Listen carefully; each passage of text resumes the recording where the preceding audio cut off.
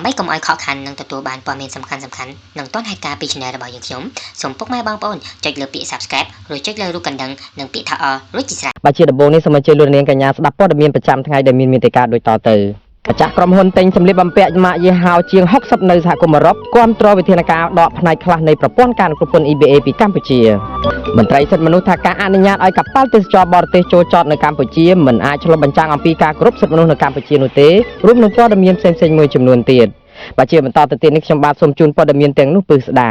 បាទលោកនាងជាទីមេត្រីតំណាងម៉ាកយីហោជាង60នៅក្នុងតំបន់អឺរ៉ុបប្រកាសគាំទ្រការបដិញ្ញាចិត្តរបស់សហភាពអឺរ៉ុបនៅក្នុងការលើកស្ទួយបទដ្ឋានការងារនិងសង្គមនៅកម្ពុជាហើយថ្កោលទោសទង្វើរំលោភបំពានសិទ្ធិមនុស្សនិងសិទ្ធិការងារនេះសហជីពឯករាជ្យថាវិធានការដក EBA 20% នេះកំពុងលេចត្រដែតឡើងជាបញ្ហាធំហួសការស្មានសម្រាប់ប្រទេសកម្ពុជាជាពិសេសនៅពេលដែលក្រុមហ៊ុនបញ្ជាទិញបង្ហាញជំហររបស់ខ្លួនជាបន្តបែបនេះអ្នកស្រីខែសុណងមានសេចក្តីរាយការណ៍ជុំវិញព័ត៌មាននេះសម្ព័ន្ធម៉ាកយីហោសម្លៀកបំពាក់អឺរ៉ុបដែលជំនួសមុខឲ្យម៉ាកយីហោសម្លៀកបំពាក់ជាង60សោកស្ដាយចំពោះកង្វះខាតការកែប្រែជាក់លាក់ជំវិញកង្វល់លើវិស័យដែលសហភាពអឺរ៉ុបបានគូបញ្ជាក់ដែលនាំឲ្យគណៈកម្មការអឺរ៉ុបសម្រេចចិត្តដកផ្នែកខ្លះនៃការអនុគ្រោះពន្ធពីកម្ពុជាតំណាងម៉ាកយីហោអន្តរជាតិនេះសង្កត់ធ្ងន់ថាសេចក្តីសម្រេចនេះនឹងមានផលប៉ះពាល់ធំធេងលើវិស័យសេដ្ឋកិច្ចនិងសង្គមជាពិសេសប៉ះពាល់ដល់កម្មករនៅក្នុងផ្នែកដែលត្រូវដកការអនុគ្រោះពន្ធតាមរយៈសេចក្តីថ្លែងការណ៍នៅថ្ងៃទី13ខែកុម្ភៈសម្ព័ន្ធម៉ាកយីហោសម្លៀកបំពាក់អឺរ៉ុបលើកទឹកចិត្តឲ្យរដ្ឋាភិបាលលោកហ៊ុនសែនបន្តបំពេញទៅតាមលក្ខខណ្ឌរបស់គណៈកម្មការអឺរ៉ុបដើម្បីឲ្យអឺរ៉ុបផ្លាស់ប្តូរការសម្រេចចិត្តរបស់ខ្លួនវិញស្របទៅតាមបទបញ្ញត្តិស្តីពីការអនុគ្រោះពន្ធទូទៅលក្ខខណ្ឌទាំងនោះរួមមានការកែលម្អទង្វើរំលោភបំពានធ្ងន់ធ្ងរផ្ទុយពីកតិកាសញ្ញាអន្តរជាតិស្តីពីសិទ្ធិពលរដ្ឋនិងសិទ្ធិនយោបាយព្រមទាំងការលើកស្ទួយសិទ្ធិការងារឲ្យស្របទៅតាមបទដ្ឋានរបស់អង្គការអន្តរជាតិខាងការងារជំហររបស់តំណាងម៉ាកយីហោជាង60នៅតំបន់អឺរ៉ុបនេះក៏ប្រហាក់ប្រហែលគ្នាទៅនឹងជំហររបស់ក្រុមហ៊ុនសម្លៀកបំពាក់លំដាប់ពិភពលោក H&M ដែរក្រុមហ៊ុន H&M ដែលជាអ្នកបញ្ជាទិញផលិតផលវាយនភ័ណ្ឌដ៏ច្រើនសន្ធឹកសន្ធាប់នោះបានលើកឡើងនៅក្នុងសេចក្តីថ្លែងការណ៍នៅថ្ងៃទី13ខែកុម្ភៈថាប្រសិនបើគ្មានការអនុគ្រោះពន្ធ EBA ទេនោះកម្ពុជានឹងពិបាកផ្លាស់ប្តូរឧស្សាហកម្មវាយនភ័ណ្ឌរបស់ខ្លួនម្យ៉ាងវិញទៀតវានឹងប៉ះពាល់ជាអវិជ្ជមានដល់ការវិនិយោគនៅថ្ងៃអនាគតព្រមទាំងការរំពឹងទុកនិងជំនឿចិត្តដែលជាធាតុផ្សំពីរដ៏សំខាន់នៃឧស្សាហកម្មប្រកបដោយការទទួលខុសត្រូវខ្ពស់ជាងនេះទៅទៀតក្រុមហ៊ុន H&M មើលឃើញថាកម្ពុជានឹងពិបាកបង្កើតបាននូវឧស្សាហកម្មជឿនលឿនដែលមានលក្ខណៈប្រកួតប្រជែងជាមួយកម្លាំងពលកម្មជំនាញនិងមានការគោរពសិទ្ធិការងារពេញលេញអ្នកនាំពាក្យគណៈបកកណ្ដាលអំណាចលោកសុកអេសានចាត់ទុកសេចក្តីថ្លែងការណ៍របស់តំណាងម៉ាកយីហោនៅអឺរ៉ុបនិងក្រុមហ៊ុនបញ្ជាទិញទាំងនេះថាមិនឆ្លុះបញ្ចាំងអំពីស្ថានភាពជាក់ស្ដែងនៅកម្ពុជានិងធ្វើឡើងក្រោមហេតុផលនយោបាយក្នុងទិសដៅប្រោសឲ្យគណៈបកសង្គ្រោះជាតិរស់ឡើងវិញលោកថារដ្ឋាភិបាលគ្មានសិទ្ធិបង្ខិតបង្ខំក្រុមហ៊ុនណាឲ្យមកទិញផលិតផលពីកម្ពុជាឡើយដូច្នេះការសម្រេចចិត្តទិញឬមិនទិញគឺជារឿងរបស់ក្រុមហ៊ុនទាំងនោះពិសេសលោកថាបើក្រុមហ៊ុនទាំងនោះឈប់ទិញផលិតផលពីកម្ពុជានោះរដ្ឋាភិបាលនឹងរកទីផ្សារផ្សេងទៀតយើងមិនមានជំរឿអីទេគឺថាយើងរកម៉ួយផ្សេងទៀតប្រកបបន្តិចមួយអាហ្នឹងក៏មានម៉ួយផ្សេងទៀតដែរពីព្រោះមនុស្សលើពិភពលោកជិត10000លានអ្នកហើយអាហ្នឹងបើថាប្រទេសមួយមិនឆ្លៀកពាក់ខោអាវកម្ពុជាទេអាហ្នឹងអាចមានប្រទេសមួយទីពីរទៀតគេឆ្លៀកពាក់ខោអាវកម្ពុជាដែរព្រោះខោអាវកម្ពុជាវាថោកជាងប្រទេសនានាដែរអាហ្នឹងខ្ញុំយល់អញ្ចឹងវាទីផ្សារសេរីបាទយើងមិនអាចទៅបង្ខិតបង្ខំណាបានទេក៏ប៉ុន្តែយើងមានការហួសចិត្តនិងការវាយតម្លៃពីខាងក្រៅមកតែមិនបានផ្សារភ្ជាប់នឹងសភាពការពិតជាក់ស្ដែងនៅកម្ពុជាដែលមានបច្ចុប្បន្ននេះបាទប៉ុន្តែប្រធានសហភាពសហជីពកម្ពុជាលោករងឈុនមានប្រសាសន៍ថានេះជាការលើកឡើងបែបគ្មានការទទួលខុសត្រូវលោកថាក្រុមហ៊ុនម៉ាកយីហោល្បីៗរបស់លោកខាងលិចគឺជាអ្នកបញ្ជាទិញផលិតផលពីកម្ពុជាច្រើនជាងគេបំផុតហើយក្រុមហ៊ុនទាំងនោះមានឆន្ទៈពិតប្រាកដក្នុងការជួយអភិវឌ្ឍប្រទេសកម្ពុជាលោកមើលឃើញថាកម្ពុជានឹងមិនអាចពឹងទៅលើទីផ្សារប្រទេសចិនឬប្រទេសផ្សេងទៀតដើម្បីនាំចេញផលិតផលរបស់ខ្លួនក្រៅពីទីផ្សារសហភាពអឺរ៉ុបនិងសហរដ្ឋអាមេរិកនោះឡើយការលើកឡើងបែបនេះវាគ្រាន់តែជាការដោះបន្ទុកហើយមិនទទួលខុសត្រូវនោះទេពីព្រោះយើងដឹងហើយថាអ្វីដែលសហភាពអឺរ៉ុបក៏ដូចជាក្រុមហ៊ុនអ្នកបញ្ជាទិញគេចង់ចូលរួមជួយអភិវឌ្ឍសង្គមកម្ពុជាយើងបានគេដាក់ការវិនិយោគទុនមកកម្ពុជាយើងហើយមានប្រព័ន្ធអនុគ្រោះពន្ធអស់ពីក្រុមហ៊ុនអ្នកបញ្ជាទិញដែលមានម៉ាកយីហោល្បីហ្នឹងយើងមើលទៅហាក់បីដូចជាគ្មានក្រុមហ៊ុនបញ្ជាទិញណាយកមកជំនួសក្រុមហ៊ុនទាំងអស់នេះទេមេដឹកនាំសហជីពរូបនេះយល់ស្របថាការដក EBA ត្រឹម 20% អាចថាជាចំនួនមិនច្រើនណាស់ណាទេបើគិតជាទឹកប្រាក់ដែលត្រូវបង់ពន្ធក៏ប៉ុន្តែវាបានប៉ះពាល់ដល់ទំនុកចិត្តរបស់អ្នកវិនិយោគនិងក្រុមហ៊ុនបញ្ជាទិញធំមួយរួចទៅហើយ លោកជឿថាប្រសិនបើកំណត់ត្រាអាក្រក់ផ្នែកសិទ្ធិមនុស្សមិនត្រូវបានកែលម្អទេនោះការដក EBA 20% ដែលជាជំហានដំបូងនេះនឹងត្រូវពង្រីកកាន់តែធំហើយក្រុមហ៊ុនបញ្ជាទិញក៏អាចនឹងបញ្ឈប់ការទិញផលិតផលពីកម្ពុជាដែរបើសិនជាគេដក 20% ហើយពុំមានធ្វើការកែលម្អទេអានឹងនឹងមានអ្វីនឹងកើតឡើងបន្តទៀតឬក្រុមហ៊ុនអ្នកបញ្ជាទិញហ្នឹងក៏គេមិនអាចបញ្ជាទិញហើយបើសិនជាក្រុមហ៊ុនអ្នកបញ្ជាទិញគេឈប់បញ្ជាទិញហើយអានឹងប្រឈមធ្ងន់ជាងអ្វីដែលដក EBA ទៀតអ្វីដែលគេចេញសេចក្តីថ្លែងការណ៍ហើយគេនឹងអនុវត្តគេនឹងធ្វើហើយបើសិនជាយើងមិនធ្វើការកែលម្អស្ថានភាពវិបត្តិនយោបាយនៅកម្ពុជាបាទប្រសិនបើគ្មានការជំទាស់ពីសភានិងក្រុមប្រឹក្សាអឺរ៉ុបទេសេចក្តីសម្រេចដក EBA 20% របស់គណៈកម្មការអឺរ៉ុបនឹងចូលជាធរមាននៅខែសីហាខាងមុខពេលនោះកម្ពុជាត្រូវបង់ពន្ធប្រមាណ$100 លានអាមេរិកចំពោះទំនិញនាំទៅសហភាពអឺរ៉ុបដែលពីមុនមកកម្ពុជាបានរួចកាតព្វកិច្ចពន្ធទាំងស្រុងចំនួន$700 លានអាមេរិកសម្ព័ន្ធម៉ាកយីហោសម្លៀកបំពាក់អឺរ៉ុបជំរុញឲ្យអាជ្ញាធរកម្ពុជាបដិញ្ញាចិត្តគោរពសិទ្ធិមនុស្សឲ្យបានខ្លាំងជាងនេះព្រមទាំងបើកចំហថែមទៀតឲ្យមានកិច្ចសន្ទនានយោបាយនៅកម្ពុជា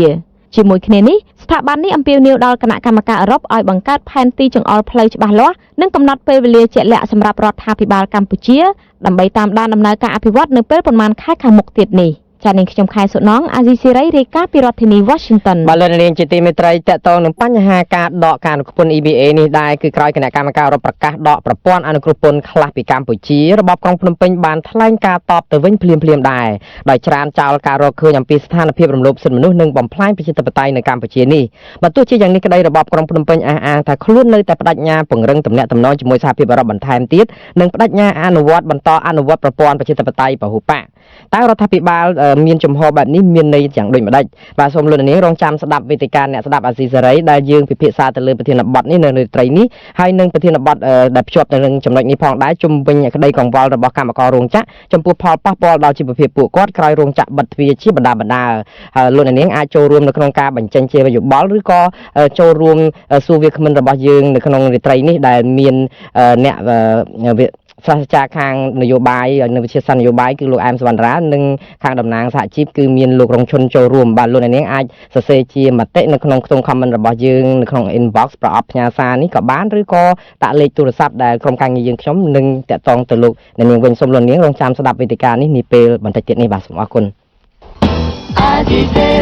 បាទលោកនាងជាទីមេត្រីប្រមុខរដ្ឋាភិបាលកម្ពុជាលោកហ៊ុនសែនឯណោះបានថ្លែងសរសើរអួតខ្លួនឯងថាការដែលលោកអនុញ្ញាតឲ្យនាវាទេសចរមួយគ្រឿងចតចូលនៅកម្ពុជានេះគឺជាកាយវិការមនុស្សធម៌និងការគោរពសិទ្ធិមនុស្សរីឯមន្ត្រីសិទ្ធិមនុស្សនៅកម្ពុជាឯណោះវិញយល់ថាទង្វើរបស់លោកហ៊ុនសែននេះមិនអាចឆ្លុះបញ្ចាំងអំពីស្ថានភាពនៃការគោរពសិទ្ធិមនុស្សនៅកម្ពុជានោះទេបាទលោកវ៉ានសមេតមានសេចក្តីរាយការណ៍ជុំវិញព័ត៌មាននេះលោកនាយករដ្ឋមន្ត្រីហ៊ុនសែនថ្លែងថាការដែលលោកអនុញ្ញាតឲ្យនាវាទេសចរផ្ទុកមនុស្សជាង 2000 នាក់ចូលចតនៅកំពង់ផែខេត្តព្រះសីហនុនៅថ្ងៃទី13កុម្ភៈគឺជាការផ្ញើសារទៅពលរដ្ឋខ្មែរនិងទៅកាន់សហគមន៍អន្តរជាតិថាពេលនេះមិនមែនជាពេលភ័យខ្លាចឬជាពេលរើសអើងនោះទេលោកហ៊ុនសែនថ្លែងសរសើរខ្លួនឯងទៀតថាអ្វីដែលលោកកំពុងធ្វើនៅពេលនេះគឺបង្ហាញពីការគោរពសិទ្ធិមនុស្សជាពិសេសសិទ្ធិរស់រានមានជីវិតថ្លែងក្នុងពិធីទទួលស្វាគមន៍អ្នកទេសចរនៅលើនាវាដែលមានឈ្មោះថា Western Dam នៅកំពង់ផែក្រុងព្រះសីហនុនៅព្រឹកថ្ងៃទី14កុម្ភៈលោកហ៊ុនសែនថែមទាំងនិយាយរិះគន់ទៅមេដឹកនាំប្រទេសនានា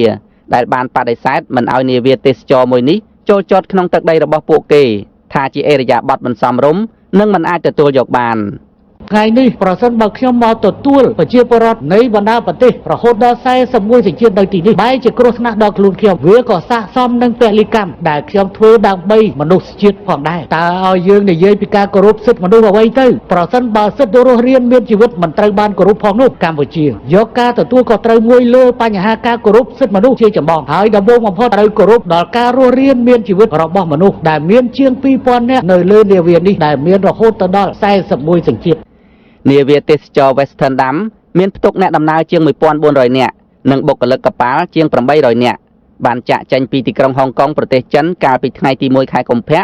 ប៉ុន្តែត្រូវបានអាជ្ញាធរកោះតៃវ៉ាន់ហ្វីលីពីនជប៉ុនកូរ៉េខាងត្បូងកោះហ្គមនិងប្រទេសថៃបដិសេធមិនឲ្យចូលចតឡើយដោយសារតែការព្រួយបារម្ភថាក្នុងចំណោមមនុស្សរាប់ពាន់នាក់នៅលើនាវានោះអាចមានអ្នកផ្ទុកមេរោគរលាកផ្លូវដង្ហើម COVID-19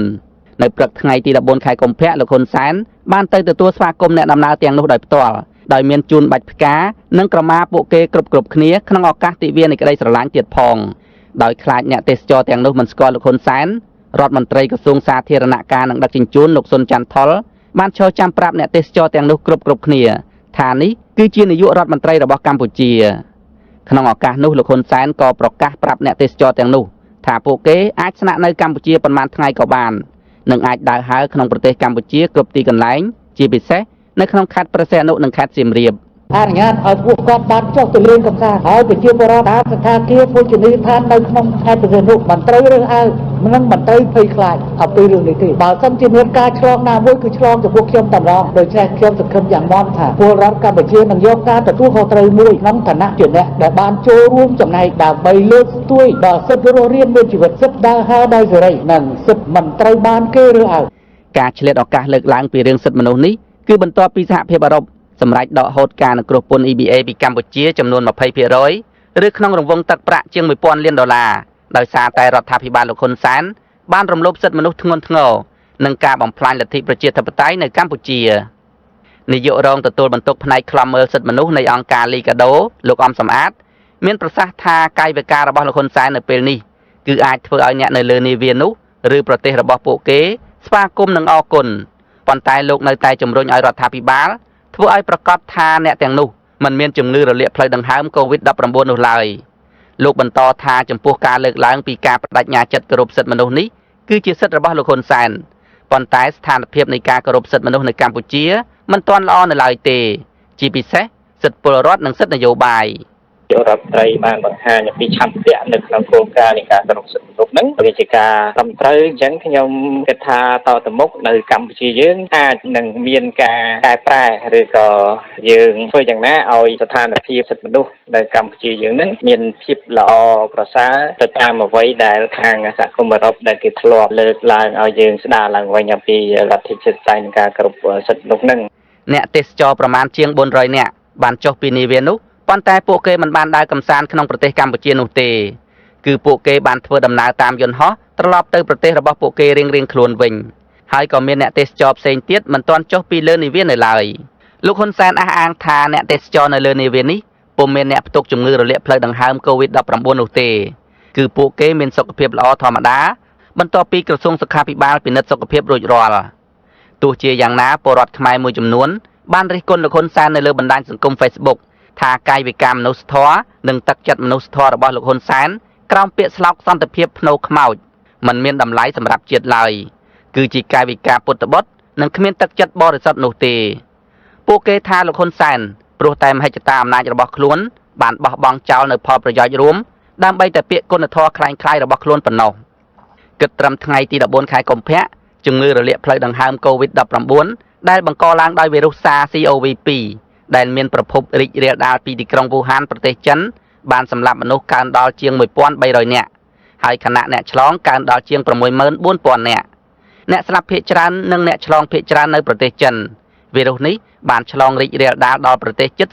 30កត្តានេះហើយដែលធ្វើឲ្យប្រទេសមួយចំនួនរឹតបន្តឹងអ្នកដំណើរពីប្រទេសចិនហើយមានតែរដ្ឋាភិបាលកម្ពុជាទេដែលបង្ហាញចំហមិនព្រួយបារម្ភនិងស្វាគមន៍អ្នកដំណើរទាំងអស់ដោយធម្មតាទោះបីជាប្រព័ន្ធសុខាភិបាលកម្ពុជារងការរិះគន់ថានៅទុនខ្សោយក្តីទោះជាយ៉ាងណាឯកអគ្គរដ្ឋទូតសហរដ្ឋអាមេរិកប្រចាំកម្ពុជានិងប្រធានអង្គការសុខភាពពិភពលោកបានសម្ដែងការអរគុណចំពោះកាយវិការរបស់កម្ពុជាដែលបានអនុញ្ញាតឲ្យកប៉ាល់ដឹកអ្នកដំណើរឈ្មោះ Western Dam ចូលចតនៅកម្ពុជាបន្ទាប់ពីប្រទេសនិងកោះមួយចំនួនមិនឲ្យចូលចត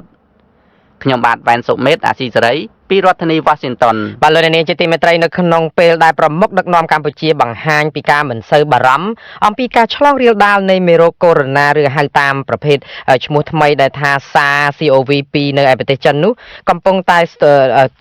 សន្ទុះនៅឯប្រទេសចិនឯនោះវិញនោះគឺបញ្ហានេះកំពុងតែមានសន្ទុះកើនឡើងឆ្លងមេរោគនេះកាន់តែហក់ខ្លាំងខ្ពស់ការដែលឆ្លងរាលដាលមេរោគឬក៏វីរុសនេះគឺកាន់តែខ្លាំងនេះគឺធ្វើឲ្យអាជ្ញាធរចិនសម្រេចដាក់ទីក្រុងនានានៃខេត្តហ៊ូបេនៅក្នុងវិធានការបែបអា ញ្ញាសឹកមួយដែលហាមប្រជាពលរដ្ឋគ្រប់រូបមិនឲ្យចេញក្រៅផ្ទះហើយថែមទាំងគម្រាមថានឹងដាក់ទោសជនណាដែលរំលោភបទបញ្ជានេះទៀតផងអាជ្ញាធរចិនក៏បានរឹតបន្តឹងការធ្វើដំណើរចេញចូលរបស់ប្រជាពលរដ្ឋដោយបង្កើតកម្មវិធីកុំព្យូទ័រឬក៏ទូរស័ព្ទដែលហៅថា apps សម្រាប់ឲ្យអាជ្ញាធរអាចប្រមូលព័ត៌មានជាច្រើននិងតាមដានការធ្វើដំណើររបស់ប្រជាពលរដ្ឋចិន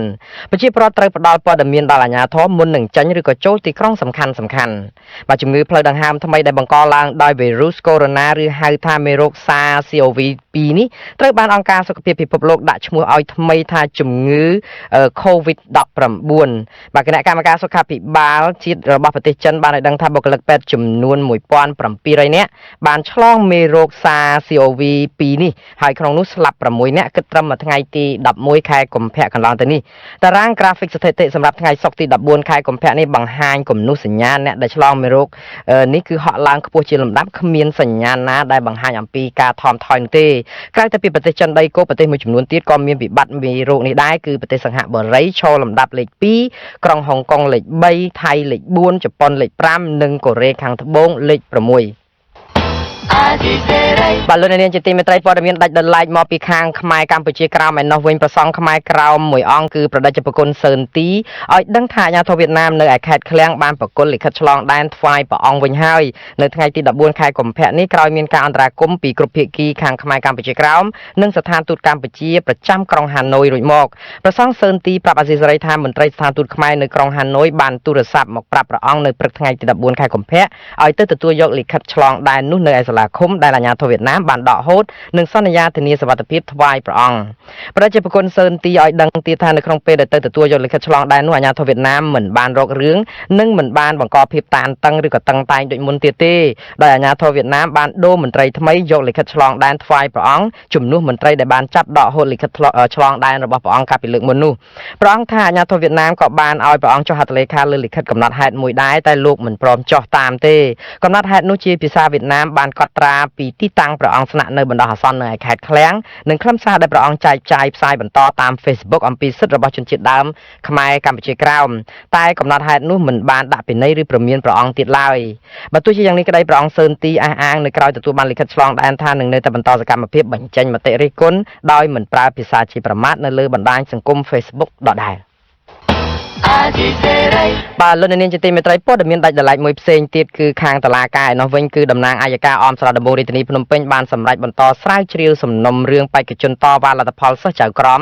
ដែលលើកឡើងអំពីភាពមិនប្រក្រតីនៃការប្រឡងបន្តទៅទៀតលោកគង់ប៊ុនរិទ្ធនិងមេធាវីការពារក្តីស្វាគមន៍ចំណាត់ការរបស់តំណាងអัยការដើម្បីបង្ហាញពីដំណាភាពនៃការប្រឡងចូលសិស្សចៅក្រមនេះបេក្ខជនតវ៉ាលទ្ធផលសិស្សចៅក្រមលោកគង់ប៊ុនរិទ្ធនិយាយថាលោកពេញចិត្តទៅនឹងការសម្រេចរបស់អัยការដែលអះអាងថានឹងបន្តស្រាវជ្រាវបន្តទៅទៀតលោកសន្យាថានឹងចូលខ្លួនគ្រប់ពេលវេលាដើម្បីជ្រោមជ្រែងដល់ការស្រាវជ្រាវរបស់តំណាងអัยការព្រមទាំងបានប្រគល់ទូរស័ព្ទនិងកុំព្យូទ័រយួរដៃរបស់លោកឲ្យតំណាងអัยការថែរក្សាទុកថែមទៀតផងលោកគង់បណ្ឌិតប្រាប់ថានីតិវិធីចូលឆ្លើយបំភ្លឺពេញមួយថ្ងៃទី14ខែកុម្ភៈនេះគឺលោកបានឆ្លើយបំភ្លឺល្អិតល្អន់ណាស់និងសង្ឃឹមថាតុលាការអាចរកឃើញភាពមិនប្រក្រតីនៃការប្រឡងសិស្សចៅក្រមដើម្បីបង្ហាញដំណាភាពនេះ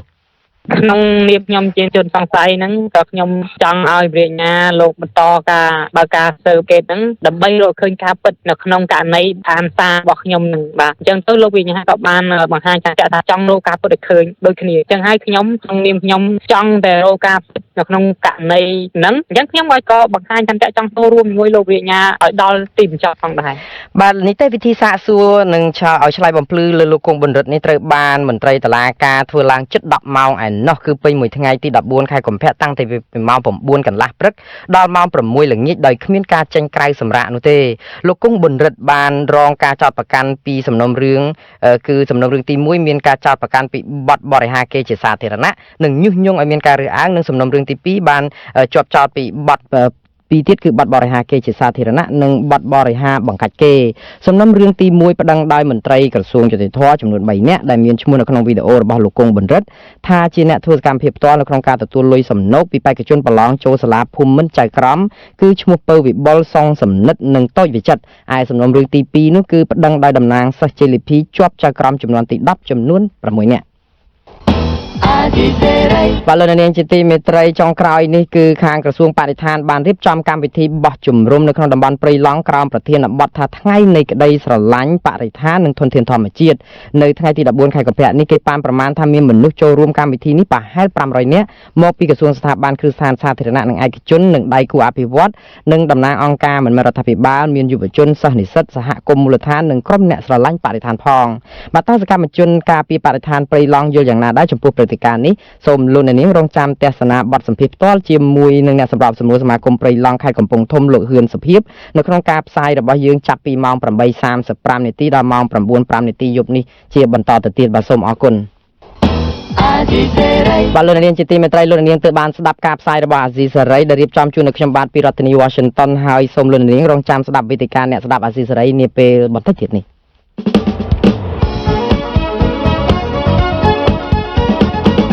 បាទលោកនាងជាទីមេត្រីតទៅនេះគឺជាវេទិកាអ្នកស្ដាប់អាស៊ីសេរី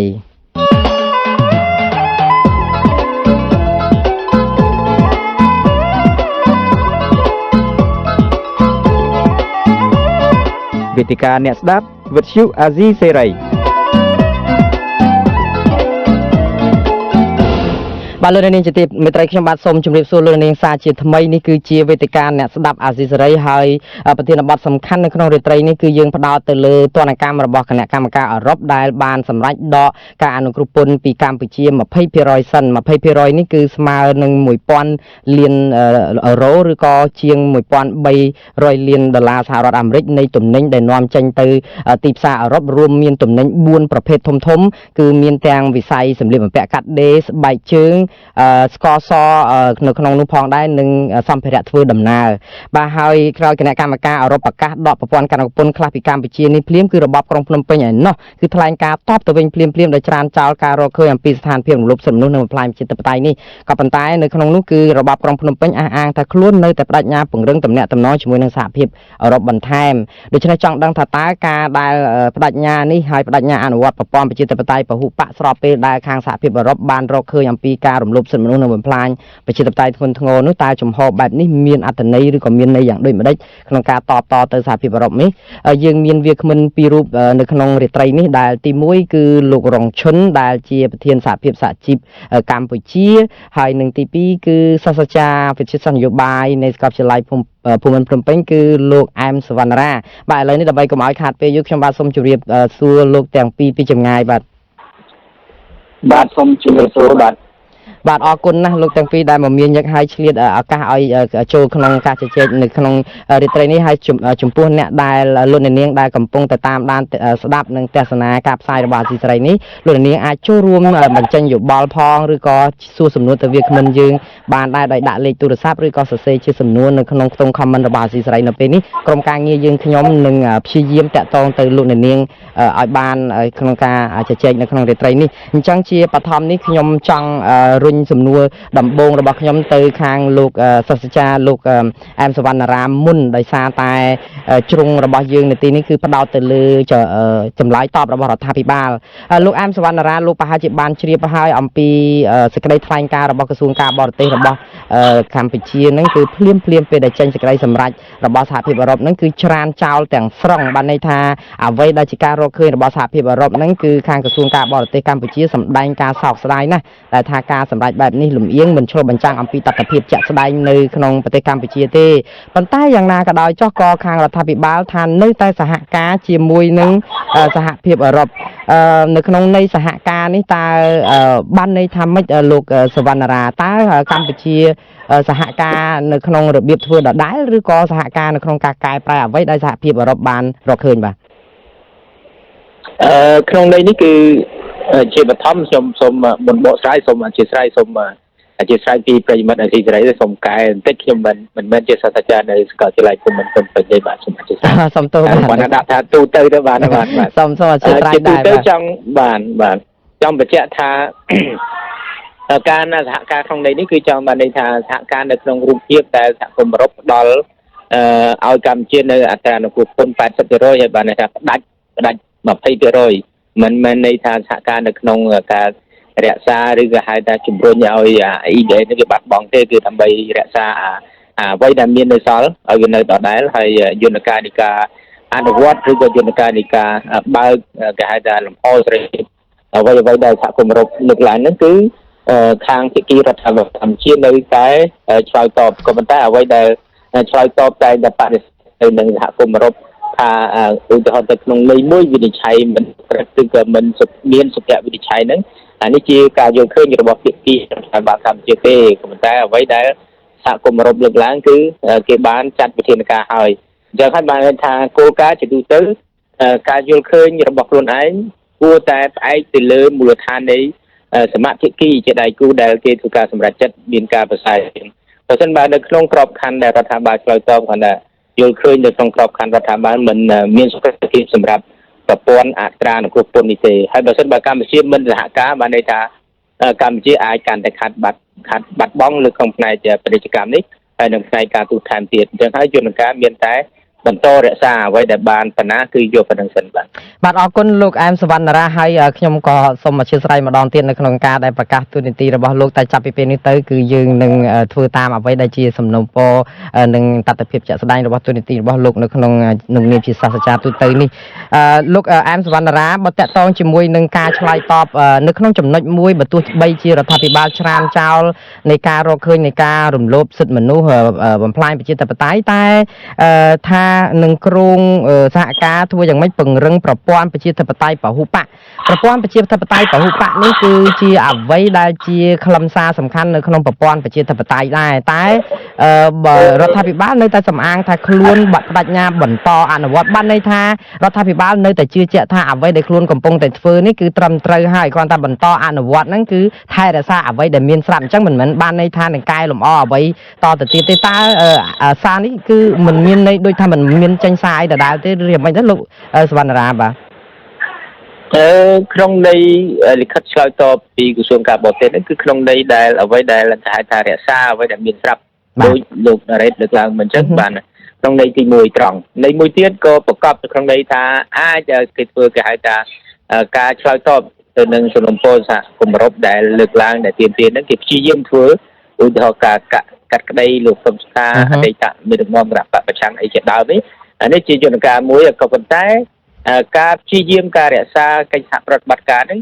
វាអាស្រ័យទៅលើទង្វើអាស្រ័យទៅលើលទ្ធផលអរិយាប័ត្រដែលស្ដែងចេញថាតើសហគមន៍អឺរ៉ុបគេទទួលយកកម្រិតណាដូចឧទាហរណ៍មួយដែលរដ្ឋាភិបាលលើកឡើងថាទស្សនៈនៃលំហសេរីភាពនិងប្រជាធិបតេយ្យនៅកម្ពុជាគឺនៅក្នុងក្របខ័ណ្ឌដែលរដ្ឋាភិបាលបានខិតខំក៏ប៉ុន្តែការខិតខំនេះវាជាទម្រង់មួយដែលសហគមន៍អឺរ៉ុបគេទទួលស្គាល់ប៉ុន្តែមិនពេញលេញទេបានជាមានវិធានការ 20% នេះជាង$1000 លានបាទសំណួរមួយទៀតលោកអែមសវណ្ណរាបើតាក់ទងជាមួយនឹងការដែលដក20% ដែលបើយើងគិតទៅជាទំហំទឹកប្រាក់ហ្នឹងគឺប្រមាណជា$120 លានទៅ$130 លានតែប៉ុណ្្នឹងទេនៅក្នុងការដែលជាដំណាក់កាលដំបូងព្រោះវាស្មើនឹង1/5 នៃទំហំនៃការអនុគ្រោះពន្ធទូទៅដែលស្មើនឹង$700 លានប្រហែលជា$700 លាននៅក្នុងដុល្លារនៅក្នុងមួយឆ្នាំតែទំហំនៃការនាំចេញពីខ្មែរទៅសហគមន៍អឺរ៉ុបទាំងមូលហ្នឹងវាមានទាំងអស់5.4 លានយូរ៉ូបើស្មើនឹងប្រហែលជា$7,000 លានយូរ៉ូអញ្ចឹងដូច្នេះបើបាត់បង់ការអនុគ្រោះពន្ធ100ជាងលានដុល្លារនេះគឺតើលោកគិតថាអាចប៉ះពាល់អីដល់កម្ពុជាខ្លាំងទេបើសិនជាមើលពីទំហំនៃ20% នេះបើនៅសល់ផលិតផលច្រើនណាស់ដែលនៅមិនទាន់បានគេដាក់ពន្ធឬក៏យកពន្ធនោះបាទជាកិច្ចការយើងកុំឃើញទៅលើអត្រានៃការរួចពន្ធ100ប្រហែលជា$127 លានបាទឆ្នាំ2019 20% នឹងបើយើងគិតពីតម្លៃសរុបបាទន័យថាតម្លៃរួចពន្ធនិងតម្លៃដែលផលិតផលកម្ពុជាលក់នៅលើទីផ្សារអឺរ៉ុបអញ្ចឹងបើឆ្នាំ2019ប្រហែលនឹង$7,000 លានជាងហើយបើសិនបើយើងគិតអំពីឆ្នាំ2020បើដល់នៅសន្ទុះនៃការនាំទៅសហគមន៍អឺរ៉ុបនៅរក្សាដូចឆ្នាំ2019អញ្ចឹង100 លានជាងហើយបូកនឹង$1,000 លានទង់ប្រហែលជា$1,500 លានដែរអញ្ចឹងបើយើងគិត20% នេះបើយើងគិតទៅចេះយើងគិតទៅលើពន្ធកម្លាំងពលកម្មដែលប្រើប្រាស់នៅក្នុងវិស័យវេយ្យានភ័ណ្ឌជាងថា750,000 នាក់អញ្ចឹងបើយើងគិត20% វាប្រមាណ10000 នាក់20-30 ម៉ឺននាក់នៃកម្មករនេះវាអាចរងផលប៉ះពាល់រោងចក្រមួយចំនួនអាចរងផលប៉ះពាល់នេះជាកត្តាដែលយើងបារម្ភបានន័យថាកម្ពុជាវាត្រូវការ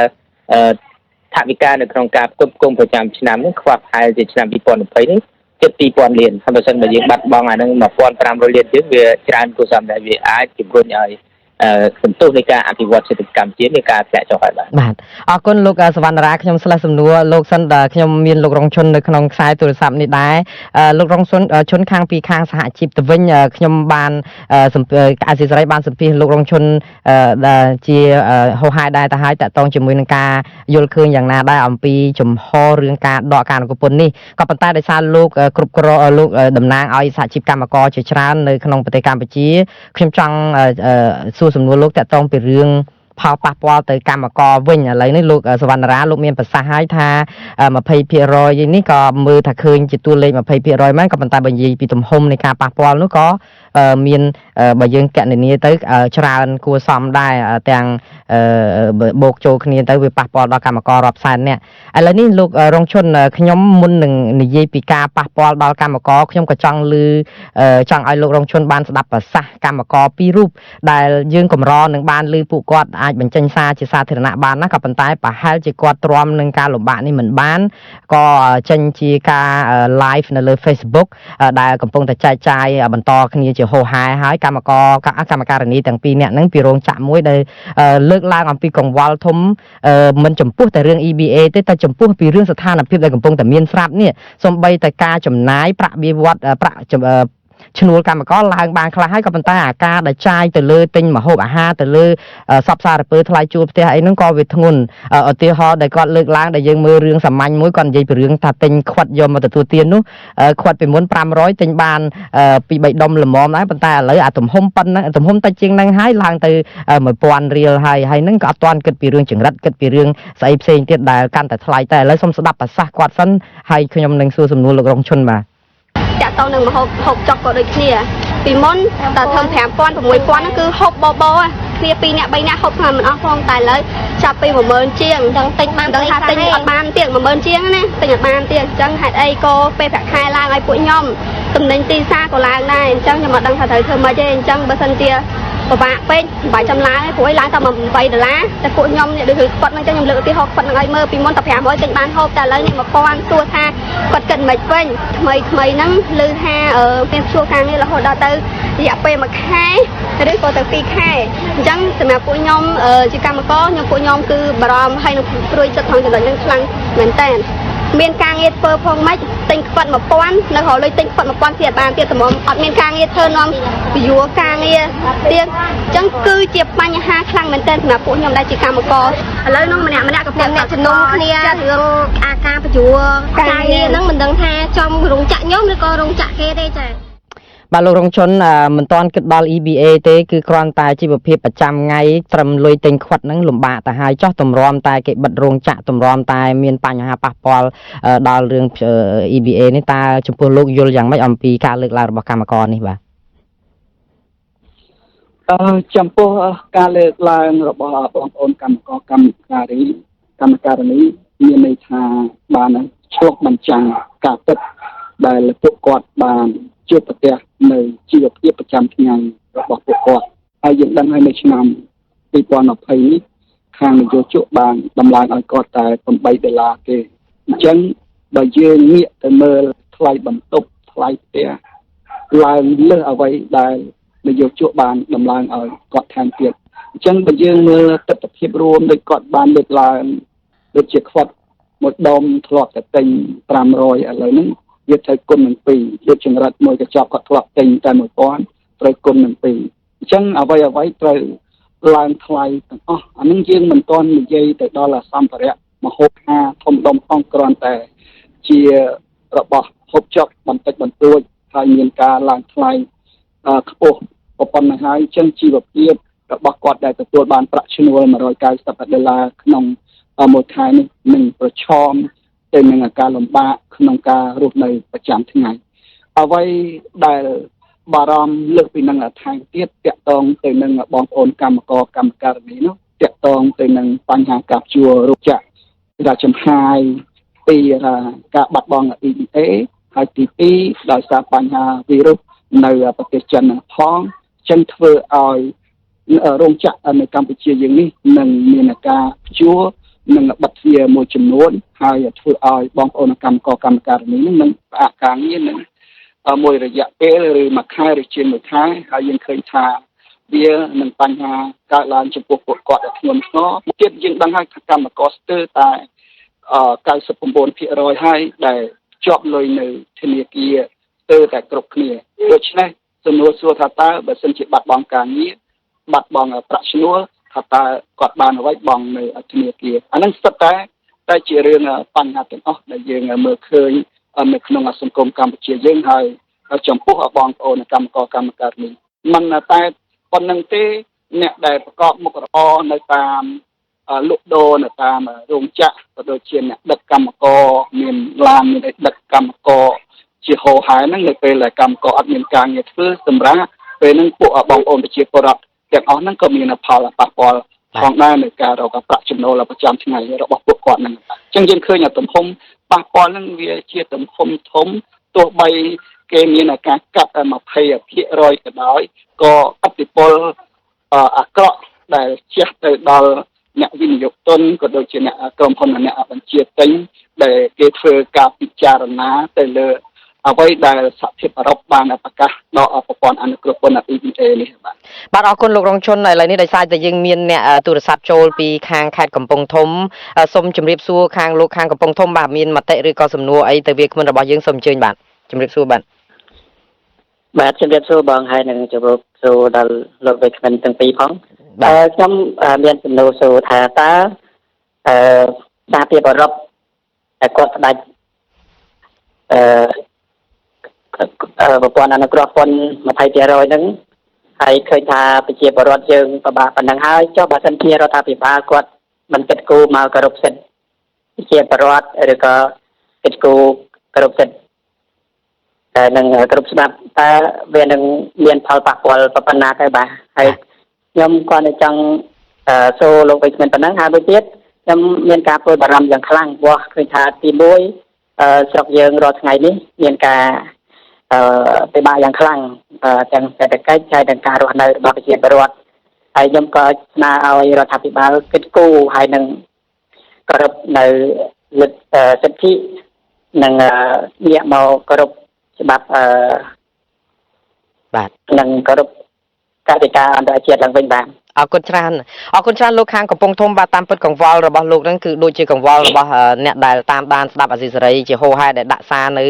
ទំព័រ Facebook របស់យើងកន្លងមកដែរសំណួរនេះទៅលោករងឈុនខ្ញុំភ្ជាប់លោកសំណួររបស់លោកកំពង់ធំហ្នឹងថាតើបើរដ្ឋាភិបាលមិនធ្វើអ្វីដើម្បីស្ដារសិទ្ធិមនុស្សនិងប្រជាធិបតេយ្យឡើងវិញសំណួរនេះគឺដូចគ្នានឹងតើអ្វីដែលខ្ញុំសួរទៅលោកអែមសវណ្ណារាដែរតើការឆ្លើយតបរបស់រដ្ឋាភិបាលប៉ុណ្ណឹងចំពោះលោករងឈុនយល់ថារដ្ឋាភិបាលពិតជាមានឆន្ទៈថានឹងបដិញ្ញាកែប្រែស្ថានភាពនឹងដែរទេលោកមានសុតិធិនិយមថាគេនឹងរដ្ឋាភិបាលនឹងធ្វើទេមើលទៅបើយើងមើលការឆ្លើយតបរបស់រដ្ឋាភិបាលកម្ពុជាដែលទោះបីតែសម្ដែងការខកចិត្តមិនពេញចិត្តនឹងការសម្រេចចិត្តរបស់សហភាពអឺរ៉ុបក្តីប៉ុន្តែយើងមើលខ្លឹមសារបន្តបន្ទាប់ហាក់បីដូចជារដ្ឋាភិបាលកម្ពុជាមានការបន្ទន់អិយាប័ត្រសម្របសម្រួលហើយបដិញ្ញាចិត្តធ្វើកិច្ចសហប្រតិបត្តិការជាមួយសហភាពអឺរ៉ុបហើយយើងដឹងហើយថាបន្ទាប់ពីសេចក្តីសម្រេចរបស់សហភាពអឺរ៉ុបរដ្ឋាភិបាលកម្ពុជាមានរយៈពេល6ខែតទៅទៀតដើម្បីធ្វើការកែខ្លួនសម្របសម្រួលធ្វើម៉េចឲ្យកែលម្អវិបត្តិនយោបាយនៅកម្ពុជាឲ្យមានលក្ខណៈល្អប្រសើរបើសិនជារដ្ឋាភិបាលធ្វើការកែខ្លួនទៅនឹងអ្វីដែលសហភាពអឺរ៉ុបបានលើកឡើងពេលហ្នឹង 20% ហ្នឹងនឹងរក្សាបានបន្តទៅទៀតយើងគិតថាសហភាពអឺរ៉ុបគេនឹងមិនអនុវត្តនោះទេហើយតែផ្ទុយទៅវិញបើសិនជាមិនធ្វើការកែលម្អទេវានឹងបាត់បង់ 20% ហ្នឹងហើយយើងមើលឃើញថាបើសហភាពអឺរ៉ុបធ្វើការផ្ដាច់វាអាចឈានទៅដល់ GSP របស់សហរដ្ឋអាមេរិកក៏នឹងអាចប្រឈមទៅនឹងបញ្ហាផងដែរជាងដឹងហើយនៅសហភាពអឺរ៉ុបនៅសហរដ្ឋអាមេរិកតែប្រទេសណាមួយដាក់ការប្រមានដាក់ទណ្ឌកម្មហើយប្រទេសផ្សេងទៀតនឹងធ្វើការដាក់ទណ្ឌកម្មនិងធ្វើការប្រមានបន្តហើយថ្មីនេះបន្ទាប់ពីសហភាពអឺរ៉ុបធ្វើការសម្រាប់ចិត្តយើងឃើញក្រុមហ៊ុនអ្នកបញ្ជាទិញ XNM បានសម្ដែងជំហរគ្រប់គ្រងនៅសហភាពអឺរ៉ុប ក្នុងការសម្រេចចិត្តរបស់សហភាពអឺរ៉ុបបន្ទាប់មកថ្ងៃនេះយើងបានឃើញសម្ព័ន្ធក្រុមហ៊ុនអ្នកបញ្ជាទិញដែលមានម៉ាកយីហោល្អប្រមាណជា60ក៏បានគ្រប់គ្រងនិងបដិញ្ញាចិត្តនៅថាគ្រប់គ្រងនៅជំហរសេចក្តីសម្រេចរបស់សហភាពអឺរ៉ុបផងដែរអានេះហើយដែលជាសញ្ញាអាក្រក់សម្រាប់កម្ពុជាយើងបើត្រឹមតែផ្ដាច់នៅប្រព័ន្ធអនុគ្រោះពន្ធកម្ពុជាយើងនឹងមានសិទ្ធិនាំតំណែងពីកម្ពុជាចូលទៅសហភាពអឺរ៉ុបគ្រាន់តែការបង់ពន្ធតែបើសិនជាគ្មានការបញ្ជាទិញវិញអានឹងវាមានផលប៉ះពាល់ធំធេងដែលធ្វើឲ្យកម្មការនីបាត់បង់ការងារភាគច្រើនតែម្ដងបើសិនជាគ្មានការកំងទិញពីក្រុមហ៊ុនអ្នកបញ្ជាទិញបាទអរគុណលោករងឈុនឥឡូវនេះខ្ញុំស្លេះលោករងឈុនបន្តិចខ្ញុំងាកមកលោកអែមសវណ្ណារាវិញម្ដងគឺតាក់ទងជាមួយនឹងជំហររបស់រដ្ឋាភិបាលដដែលទៅលើឆាកអន្តរជាតិលោកអែមសវណ្ណារាបើសិនជាអ្វីដែលជាជំហររបស់រដ្ឋាភិបាលដែលថានឹងបន្តសហការបន្តធ្វើអ្វីដដែលដែលមានស្រាប់នេះចង់មិនចង់គឺអាចនឹងចេញទៅច្រកមួយដែលថាធ្វើបានប៉ុណ្ណាយកប៉ុណ្ណឹងហើយទៅធ្វើដែលថារំលោភសិទ្ធិមនុស្សបំផ្លាញប្រជាធិបតេយ្យធ្ងន់ធ្ងរជាប្រព័ន្ធអីដែលរកឃើញនៅក្នុងសេចក្តីសម្រេចរបស់គណៈកម្មការអឺរ៉ុបនោះដាក់ទោសតែ 20% លោកសវណ្ណារាតើប៉ុណ្ណឹងគិតថារដ្ឋាភិបាលថាតិចតួចពេកទេដឹងអីដោយសារតែបើសិនជាធ្វើប៉ុណ្ណឹងត្រឹមបានទទួលទណ្ឌកម្មប៉ុណ្ណឹងហេតុអីបានចាំបាច់កែអរគុណតាមពិតទណ្ឌកម្មនោះយើងហាក់ថាវាតូចសម្រាប់គណៈបកកណ្ដាលអំណាចតែសម្រាប់ប្រជារាស្ត្រខ្មែរទូទៅវាបាត់ផលប្រយោជន៍ច្រើនណាស់បាទប៉ុន្តែឧទាហរណ៍ថាអញ្ចេះចាប់ពីខែ8ទៅបានគេចាប់ដើមឲ្យកម្ពុជាបង់ពន្ធប្រហែលតំណែងប្រមាណប្រភេទពាក់ព័ន្ធទៅនឹងការលើកឡើងរបស់សហគមន៍អឺរ៉ុបនេះក៏ប៉ុន្តែកាលណាជនការរបស់សហគមន៍អឺរ៉ុបទៅហើយសហរដ្ឋអាមេរិកក៏ទៅដែរមិននៅស្ងៀមទេព្រោះពីនេះគឺជាដៃគូគ្នាទេបាទបើយើងធៀបទៅឡានកង់មុខទាំងពីរទេអឺរ៉ុបហើយនិងសហរដ្ឋអាមេរិកបាទអញ្ចឹងបើសិនជាអឺរ៉ុបដាក់ 20% ខ្ញុំគិតថាសហរដ្ឋអាមេរិកក៏មានវិធានការផ្សេងដែរខ្ញុំលើកឧទាហរណ៍ដូចជាច្បាប់ប្រជាធិបតេយ្យនៅកម្ពុជាឆ្នាំ2019ដែលសភាអាមេរិកបានអនុម័តឲ្យបានបញ្ជូនមកព្រឹត្តិការណ៍នេះហើយនៅក្នុងគេហៅថាដំណាច់ខែនេះចូលដំណាច់ខែក្រោយនេះទៅដល់ព្រឹត្តិការណ៍ចូលគេថាចូលកងវិញប្រជុំហ្នឹងអានេះខ្ញុំអាចគិតថាយន្តការច្បាប់នេះអាចរុញទៅលឿនទី1ទី2ពាក់ព័ន្ធទៅនឹងយន្តការនៃការដាក់របស់អឺរ៉ុបហ្នឹងក៏ខាងសហគមន៍អឺរ៉ុបនៅអូស្ត្រាលីជាដើមគេមានរៀបចំនៅប្រព័ន្ធច្បាប់ដូច Magnitsky Act នៅសហរដ្ឋអាមេរិកចឹងដែរដើម្បីដាក់ទណ្ឌកម្មទៅលើអ្នកនយោបាយទាំងឡាយណាដែលបំផ្លាញប្រជាធិបតេយ្យដូចសហរដ្ឋអាមេរិកលើកឡើងចឹងយន្តការហ្នឹងវាមកទៅលើអិសរាជជនឬទៅលើបុគ្គលផ្ទាល់សិនហើយនៅក្នុងដំណាក់កាលនៅដល់ថាយន្តការនៃការដាក់ហ្នឹងអត់មានការប្រែប្រួលទៀតខ្ញុំគិតថា1ឆ្នាំ2ឆ្នាំក្រោយប្រហែលជាមិននៅត្រឹម 20% វាអាចកាន់តែទៀតជាងហ្នឹងឬក៏មានបញ្ហាប្រឈមច្រើនជាងហ្នឹងអញ្ចឹងខ្ញុំគាត់តែលើកថាកម្ពុជាមិនគួរប្រឈមទៅលើបញ្ហាលំបាកទេពលរដ្ឋនៅមានលទ្ធភាពតិចតួចណាស់នៅក្នុងការប្រឈមរួមរស់ជាមួយនឹងទស្សនវិជ្ជាដាក់សម្ពាធពីខាងក្រៅគួរតែមានដំណោះស្រាយរកវិធីសាស្ត្រអ្វីក៏អាចដោះស្រាយទាំងអស់មិនអាចហៅថាកាំងជាប់ដោះស្រាយមិនចេញទេបើមិនបើប្រកាន់យកគោលការណ៍ដោះស្រាយមិនចេញខ្ញុំគិតថាកម្ពុជាអាចជួបវិបត្តិច្រើននៅថ្ងៃអនាគតបាទលោកអែមសវណ្ណារាអរគុណណាស់ដំណោះស្រាយកន្លងមកវិបត្តិនយោបាយកម្ពុជាទោះជាជ្រៅជ្រៅណាក៏ឃើញថាមានការដោះស្រាយបានដែរនៅពេលដែលខ្មែរនិងខ្មែរអង្គុយចូលតុរួមគ្នាជជែកគ្នានៅក្នុងអនុសាសន៍ចំនួន3ដែលជាលក្ខខណ្ឌរបស់ខាងគណៈកម្មការអឺរ៉ុបដែលបន្ថយពី5មកនៅ3ហ្នឹងគឺមាន1គឺនៅក្នុងការស្នើឲ្យភាគីកម្ពុជាគ្រប់ភាគីឬក៏អ្នកដែលពាក់ព័ន្ធហ្នឹងចូលរួមអង្គុយក្នុងតុចរចាឥឡូវនេះគឺកំចាំរងចាំពេលយូរលោកសវណ្ណារាតើស្ថានភាពបែបនេះលោកពិតជាអាចថាមានសុទ្ធិធិនិយមទេថារដ្ឋាភិបាលអាចនឹងឬក៏ខាងរដ្ឋាភិបាលក៏ដោយគណៈបកប្រឆាំងអាចនឹងមូលមាត់គ្នានៅក្នុងការរកច្រកដោះស្រាយនេះបាទខ្ញុំមានសុទ្ធិនិយមមែនក៏ប៉ុន្តែបើមើលទៅស្ថានភាពបច្ចុប្បន្នអត់មានទេមិនទាន់ដល់ទេបានន័យថានៅពេលតម្លៃនយោបាយហើយនិងកម្លាំងនយោបាយមិនទាន់ស្មើគ្នាទេភាគីខ្មែរនិងខ្មែរមិនចរចាគ្នាទេតម្លៃនយោបាយខ្ញុំចង់និយាយអំពីគេហៅថាអ្វីដែលពលរដ្ឋសម្រាប់ឬក៏វាតម្លៃទៅលើសកម្មភាពរបស់អ្នកនយោបាយដែលបានសម្ដែងចេញឬក៏បានធ្វើមកកម្លាំងនយោបាយនិយាយអំពីសមាជិកនិងគេហៅថាធនធានដែលបកនយោបាយមួយមានដែលខ្លាំងខ្សោយហ្នឹងហើយបើយើងធៀបទាំងបកកណ្ដាលអំណាចនិងបកនៅក្រៅរដ្ឋាភិបាលបកប្រឆាំងហ្នឹង គឺវាអត់មានស្មើគ្នាទេទាំងពីររូបភាពនេះអញ្ចឹងវាមិនអាចជំរុញទៅដល់ការចរចាទេមានតែគេហៅថាតម្លៃជាមួយសហគមន៍អឺរ៉ុបទេដែលរៀបចំឬក៏ជំរុញឲ្យភាគីកម្ពុជានឹងអាចជជែកគ្នាបានខ្លះអានេះបើសិនបើអត់មានការរួមចំណែកឬការថាកតាលីករពីអន្តរជាតិទេភាគីកម្ពុជានឹងមិនមានការចរចាគ្នាទេបាទអរគុណលោកសវណ្ណរាឥឡូវនេះយើងមានអ្នកខលចូលពីខាងត្បូងឃ្មុំបាទនៅចិត្តកំពង់ធំដែរហ្នឹងគឺលោកជាមេនដែលលោកចង់បញ្ចេញជាយោបល់ខ្លះនៅក្នុងនីតិនេះលោកជាមេនខ្ញុំជម្រាបសួរហើយសូមលោកសង្ខេបយោបល់ដោយសារពេលវេលាយើងកាន់តែគៀកណាស់ទៅហើយបាទសូមជម្រាបសួរម្ដងទៀតបាទសូមសម្រាប់ជំនាញខ្ញុំគ្រប់នឹងខ្ញុំជម្រាបសួរដល់អ្នកស្ដាប់បញ្ជាខាងជាសេរីនិងលោកមករីផងបាទបាទជំរាបបាទថ្ងៃនេះខ្ញុំចង់ចូលរួមជាមតិបន្តិចបាទទាក់ទងទៅនឹងបញ្ហា EBA នេះបាទក្នុងនាមខ្ញុំជាពលរដ្ឋខ្មែរម្នាក់បាទគឺខ្ញុំមានការសោកស្ដាយខ្លាំងណាស់នៅពេលដែលខ្ញុំទទួលបាននៅពលដំណើរមួយពីសហគមន៍អឺរ៉ុបបាទទាក់ទងទៅនឹងបញ្ហា EBA ចំនួន 20% ដែលគេបានកាត់ផ្តាច់ពីកម្ពុជាបាទខ្ញុំមានការសោកស្ដាយមែនទែនបាទចង់ថាយើងស្រីដែលយើងមាននៅក្នុងស្រុកហើយយើងមិនចេះថែរក្សាបែរជាឲ្យរួចទៅវិញបាទនេះខ្ញុំមានការសោកស្ដាយ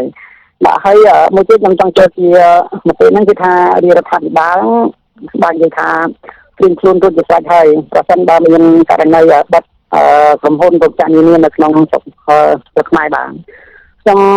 ឧទាហរណ៍ថាបើសិនជារោងចក្របិទឧទាហរណ៍ថាបិទនៅក្នុងថ្ងៃទី20តើនៅក្នុងថ្ងៃទី21 22តើ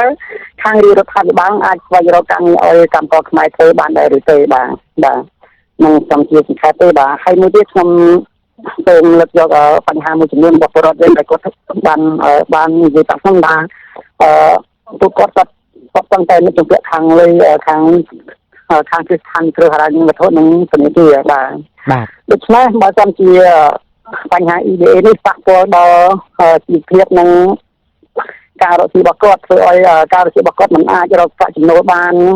ក្នុងការសងទៅខាងគ្រឹះស្ថានឬហិរញ្ញវត្ថុនិងខាងធនាគារទេពួកគាត់នឹងមួយមកគ្នាគឺអាចរួមគ្នានឹងបញ្ឈប់ឬក៏មួយក៏ផាកក្នុងការសងទៅខាងគ្រឹះស្ថានឬហិរញ្ញវត្ថុនិងខាងធនាគារដែរបាទនេះខាងបរិបទដែលគាត់និយាយបាទអរគុណលោកជាមានអរគុណណាស់ដែលលោកបានលើកឡើងពីកង្វល់របស់ប្រជាពលរដ្ឋនៅក្នុងសហគមន៍របស់លោកពីរឿងជាពាក់ធនាគារលែងសងតែម្ដងដោយសារតែអត់អីសងពេលបិទរោងចក្រលោករងឈុនខ្ញុំមានសំណួរទាំងជុំវិញរឿងបញ្ហានេះដែរលោករងឈុនគឺជាអ្នកដែលឈានមុខគេមួយរូបដែរនៅក្នុងការដែលលើកអំពីកង្វល់ពីរឿងខ្លាចគេបិទ EBA នឹងតាំងតែពីដើមទីហើយរហូតដល់ចង់តវ៉ាអីផ្សេងផងនៅពេលដែលមានការដកនេះឥឡូវនេះស្រាប់តែសហភាពអឺរ៉ុបនោះបានសម្រេចដូច្នេះតែហើយប៉ុន្តែរដ្ឋាភិបាលគេថាគេត្រៀមលក្ខណៈគ្រប់គ្រាន់ដោយលោកជាមេនក៏ថាត្រៀមគ្រប់គ្រាន់គាត់ថាស្ដាយអារឿងត្រីមាននៅក្នុងកត្រកស្រាប់ហើយហេតុអីបានឲ្យជួទៅវិញចំពោះលោករងឈុនតើអ្វីដែលជាចំហរបស់សហជីពនឹងធ្វើអីបន្តទៀតក្នុងស្ថានភាពបែបនេះចំហរបស់សហជីពក៏ដូចជាសហជីពខាងខ្ញុំនឹងយើងមិនបោះបង់ចំហចောင်းទេអ្វីដែលខ្ញុំមកធ្លាប់ប្រកាសយើងនៅតែប្រកាន់ចំហដដែលហើយយើងនឹងរងចាំទៅជែកជាមួយតំណាងសហជីពរបស់យើងនៅតាមបណ្ដារោងចក្រនីមួយៗថាតើយើងនឹងទៅធ្វើអីបន្តទៀតហើយបើយើងមើលលទ្ធភាពទោះបីរដ្ឋាភិបាលបានធានាថាមានការត្រៀមខ្លួនមានដំណោះស្រាយបើយើងមើលជាក់ស្ដែងយើងឃើញថាដូចជាមិនអាចទៅរួចទេហើយបើសិនជាគេជួររោងចក្រឬបិទរោងចក្រកម្មករមានតែចំណាក់ស្រុកហើយសួរថាចំណាក់ស្រុកតើស្រុកផ្សេងប្រទេសជិតខាងគេអាចទទួលយើងឬទេទីកម្មករអាចត្រឡប់ទៅស្រុកកំណើតទៅធ្វើស្រែចម្ការហើយបើសិនជាទៅធ្វើស្រែធ្វើចម្ការទី1បន្តមកដីស្រែនឹងត្រូវអត់មានទេមួយចំនួនក៏លក់អស់ហើយបើសិនជាមានដីស្រែចម្ការធ្វើស្រែចម្ការបានផលិតផលបានផលមកលក់ទៅអត់មានទីផ្សារខាត់ចុងខាត់ដើមទៀតអញ្ចឹងយើងឃើញបញ្ហាប្រឈមចំពោះពួកគាត់ដែលបាត់បង់ការងារយើងមើលឃើញវាជាបញ្ហាធំហើយយើងមើលទៅមិនឃើញថារដ្ឋាភិបាលមិនអាចដោះស្រាយធានាទៅរាល់ការអ្វីដែលបាត់បង់ការងាររបស់ពួកគាត់នោះបានទេបាទ អរគុណលោករងជនឥឡូវខ្ញុំមានសំណួរចុងក្រោយមួយសម្រាប់សំទោសសម្រាប់លោកមានសំអែមសវណ្ណរាលោកអែមសវណ្ណរាតកតងជាមួយនឹងរឿងចំហរដ្ឋាភិបាលវិញមើលឃើញថាការឆ្លើយតបរបស់រដ្ឋាភិបាលនេះអាចនឹងមានលុះក្រោមឥទ្ធិពលអីថាការជឿជាក់ឬក៏បានការពឹងពាក់ជាខ្នងបង្អែកពីប្រទេសដូចជាចិនអីដែរទេដែលធ្វើឲ្យរដ្ឋាភិបាលមានទឹកមាត់ប្រៃនៅក្នុងការដែលសហគមន៍អឺរ៉ុបប្រាប់ឲ្យកែច្រើនលើកច្រើនសារក៏ប៉ុន្តែគាត់នៅតែគិតថាវាមិនអីទេហើយសំបីតែចិនហ្នឹងក៏ប្រាប់ឲ្យកម្ពុជាថាកុំអោនក្បាលវាអាចមានឥទ្ធិពលនឹងទេមើលទៅជាទូទៅរដ្ឋាភិបាលមានកិច្ចសហប្រតិបត្តិការជាមួយប្រទេសចិនដែលយើងហៅថាជាមិត្តដៃថែបគេហៅថាកម្ពុជាចិននេះឯងបាទក៏ប៉ុន្តែអ្វីដែលសំអាងវាមិនអាចដោះស្រាយបញ្ហាបានទេបើយើងពិនិត្យជាទស្សនវិជ្ជារួមបាទអត្ថប្រយោជន៍ដែលកម្ពុជាពឹងទៅលើចិននេះវាមានតែខ្ទង់ក្រោម 30% 20% ជាងទេហើយបើគិតអំពីអត្ថប្រយោជន៍ជាតិជាមួយសហគមន៍អឺរ៉ុបហើយនិងសហរដ្ឋអាមេរិកគឺពឹងផ្អែកច្រើនជាងបើនិយាយអំពីនយោបាយនៅលើឆាកអន្តរជាតិក៏ចិនមិនអាចជួយជ្រោមជ្រែងកម្ពុជាឲ្យគេហៅថាស្មើមុខស្មើមាត់គ្រប់ទស្សនវិជ្ជាដូចបច្ចុប្បន្នទេបើសិនគឺអត់មានសហរដ្ឋអាមេរិកនិងសហគមន៍អឺរ៉ុបជួយជ្រោមជ្រែងអន្តរជាតិពីរនេះជាទស្សនវិជ្ជាចាំបាច់សំខាន់ខ្ញុំគ្រាន់តែសង្ខេបនេះខ្ញុំចង់ឆ្លើយសំណួរលោកណេនពីបងពុំបន្តិចពាក់ព័ន្ធថាបាត់ 20% តើរដ្ឋាភិបាលអាចមានយន្តការមានវិធានការរកការងារឲ្យពលរដ្ឋបានអត់ឥឡូវយើងកុំអាលនិយាយកាបាត់និយាយអត់ទាន់បាត់យើងមានពលរដ្ឋកម្ពុជាទៅធ្វើការនៅក្រៅប្រទេសទៅថៃនៅកូរ៉េនៅប្រទេសផ្សេងៗទៅហើយចុះនាំបាត់ទៀតយើងសួរថាតើមានយន្តការអីផ្សេងទៀតវាពិបាកបាទនៅក្នុងស្ថានភាពដែលល្អយើងពិបាករកឲ្យការងារអត់ក៏យើងគ្រប់គ្នាផងចុះសម្រាប់យើងបាត់បង់ទៀតតើយើងមានលទ្ធភាពអីខ្លាំងជាងស្ថានភាពបានឲ្យពិចារណាវិញខ្ញុំមិនចោទចង់ឲ្យបាទអរគុណអរគុណលោកអែមសវណ្ណរាខ្ញុំចង់ងាកមកលោករងឈុនចុងក្រោយលោករងឈុនតកតងនឹងបញ្ហានៅក្នុងការដែលបាត់ 20% នេះបើតាមខាងរដ្ឋាភិបាលគិតថាតិចតួចទេអាចមានលទ្ធភាពនៅក្នុងការទប់ទល់តើនៅក្នុងពេលដែលម្ចាស់ទិញជាច្រើនដោយលោកមានប្រសាសន៍អញ្ចឹងថាសិតតែរិះគន់មកថាចំណុចនេះអវិជ្ជ